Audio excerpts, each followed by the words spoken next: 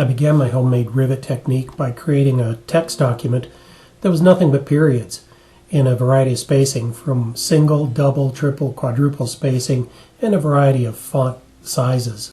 After choosing the period spacing that was right for my model, I cut a thin strip of it and placed it under some transparent tape.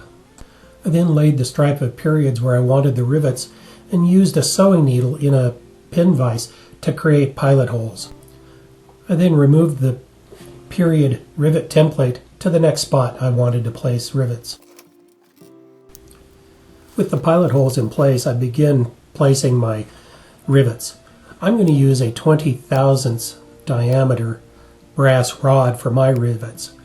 To make the pilot holes a little deeper, I'm using a sewing needle with a diameter that's just a little larger than my 20 thousandths, but I'm only penetrating about halfway into my styrene. This creates a conical shaped pilot hole. I'll then take the 20 thousandths rod and I'll press it into the hole. I'll meet some resistance about halfway down. I then press firmly, embedding the brass rod deep into the plastic in a new path.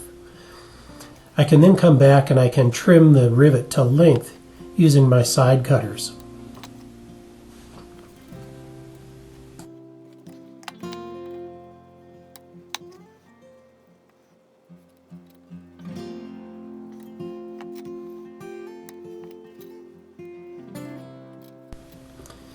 If you're using thin material, or if you press real hard, you can push the brass rod all the way through your styrene material, and it won't be held as firmly as if you're just embedded part way. If this happens to you, push the brass rod all the way through the material, leaving a little excess on the back side, and then come back later and use some super glue to anchor that. Then come back and trim your length.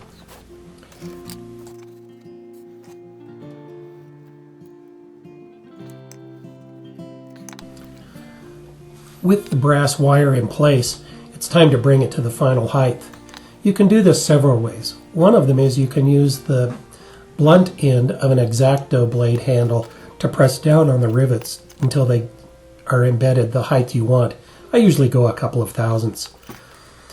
If you push the rod all the way through your material and it's too loose, push a little extra material into the backside. Use some super glue to anchor it there, and then come back and trim the rivet to length.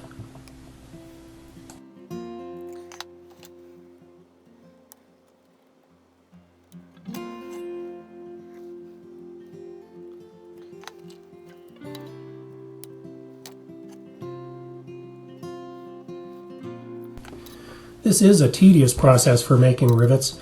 I'm sure there's a better commercial option, but I get the advantage of saying I made it myself.